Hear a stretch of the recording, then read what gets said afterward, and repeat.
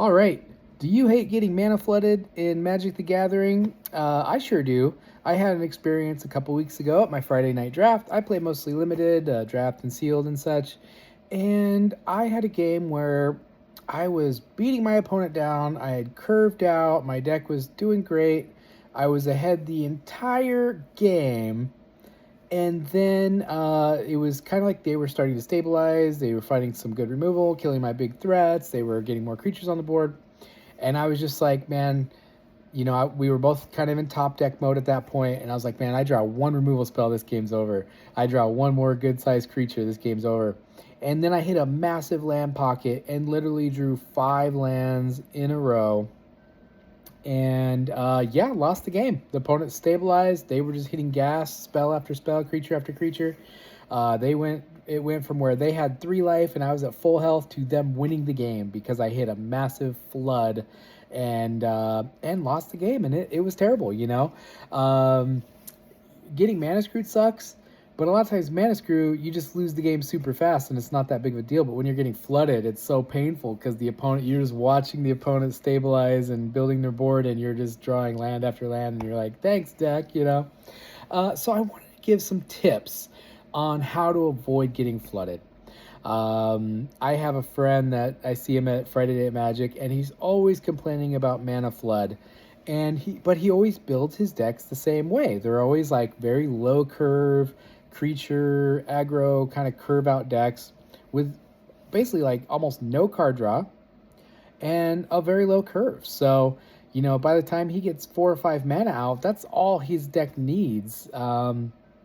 And so he's always complaining about flooding. And I'm like, well, you're building your deck in a way that you're going to just get flooded all the time.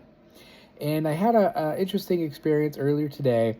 I was doing a Blueburrow quick draft, and I was playing a blue-green frogs deck, and my opponent was playing like white-red aggro, and they had curved out really well. They were beating me up, and I was just like drawing cards and drawing cards and drawing cards, and bouncing my creatures and drawing more cards. And what ended up happening is I stabilized at about 2 life. They got me pretty low because I had creatures that I didn't want to block with because they were drawing me all these cards.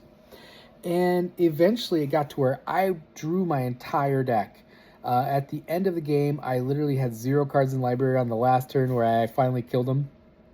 And the opponent ran out of gas, and they started kind of flooding out.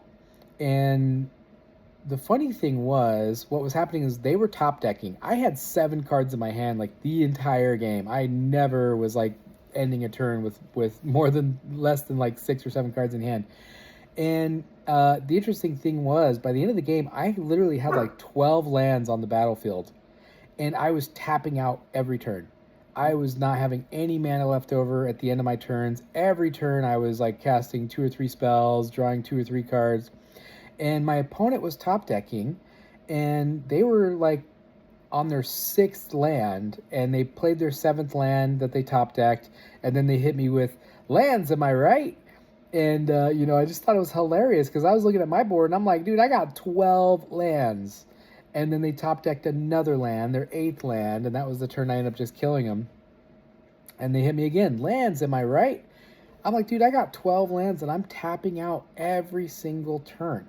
And so this is going to lead me into the tips I got for you. So fill your deck with all kinds of different card advantage. Card draw spells are great. Creatures or spells that like Surveil or Scry, so that if you're, need more land or you've got too many lands, you can chuck them into the graveyard. Creatures or spells that let you draw and then discard a card, or like if you're playing red, there's always a spell that's like discard a card to draw 2. If you can keep the gas flowing, you will never be flooded. If you're just drawing a ton of extra cards, let's say you hit that land pocket, you're going to draw through that land pocket. If you hit 3 lands in a row, you're like, okay, well, that sucked. But if you drew 3 cards that turn, the next turn you're drawing gas, right? Versus if you have no card advantage, no Surveil, no nothing, drawing 3 lands in a row, might mean 3 turns of doing absolutely nothing. And the difference is the difference between winning or losing the game. And then the next tip I have for you is, if you are experienced getting flooded all the time, start thinking about raising your mana curve. So that frogs deck I had, it had insane late game power because I had, I think, 4 6 drops in the deck and 2 5 drops. So you don't feel like you're getting flooded when you've got a 6 drop in your hand and you're, 4 lands, and you keep drawing lands. You're like, yeah, give me more land, give me more land. I need it. I need to drop this 6 drop. And if you want to double spell when you've got a 6 drop in your hand, that means you're going to need like 8 mana, 9 mana to double spell, right? So if you're constantly drawing extra cards, constantly getting to like surveil, constantly getting to like rummage or loot, you will never be flooded. You will have ways of getting rid of the extra lands if you don't need them. And if you build your mana curve higher, obviously you don't want to go overboard. Like, my mana curve in that deck was very high, but I had enough card advantage that I knew I was going to be able to hit my land drops and never miss a land drop because I was just constantly drawing extra cards.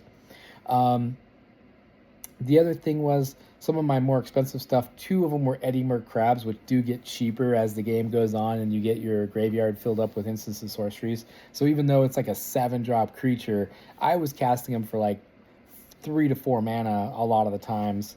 And if I didn't have instant sorceries, I had plenty of other stuff to play, and I would just wait on the crab until it was down to like 3 or 4 mana. So if you have a deck, and some of this doesn't really apply if you're doing like a dedicated aggro deck, right? If you know what you're doing and you can build a really tight, low curve aggro deck, then these things don't apply as much.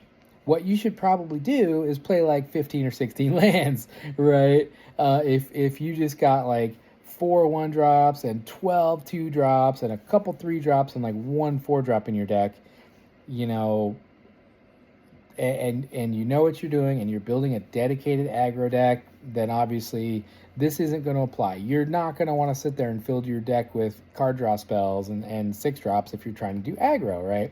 So the little caveat there, doesn't apply if you're actually just building a straight up aggro deck where you're trying to kill your opponent by like turn 5. But most limited decks are going to be like mid-range, and so the other thing I'll say is on the card advantage subject, because I think that's really the core of my tip video here today. Card advantage and a higher mana curve will keep you from ever feeling like you're getting flooded. And when it comes to card advantage, putting like 1 or 2 card draw spells in your deck is not enough, right? In a game of limited, a lot of times you only draw half your deck by the end of the game, because the game's probably going to end by turn 10 or 12. And at that point, if you have 7 cards in your opening hand, you've drawn 10, 12 cards, maybe you've drawn a few extra, so maybe you're at like 21, 22 cards drawn by the time the game ends. That's half your deck that you're not seeing. So if you have 2 card advantage spells, that's not enough. You might not ever see those. You could play 3 games in a row and never see a single one of them. So having a couple card draw spells is great, but having card advantage stapled to a creature or stapled to removal spells is incredible, because I'll give you an example. It's like creature that's like, okay, a 3 mana 3/3 that surveils when it enters, or a creature that loots when it enters or when it attacks, where, okay, I'm attacking, I can draw a card, discard a card.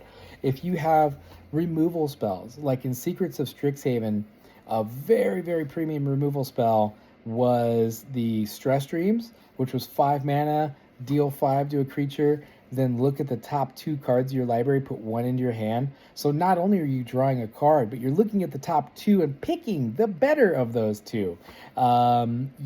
Premium removal spells.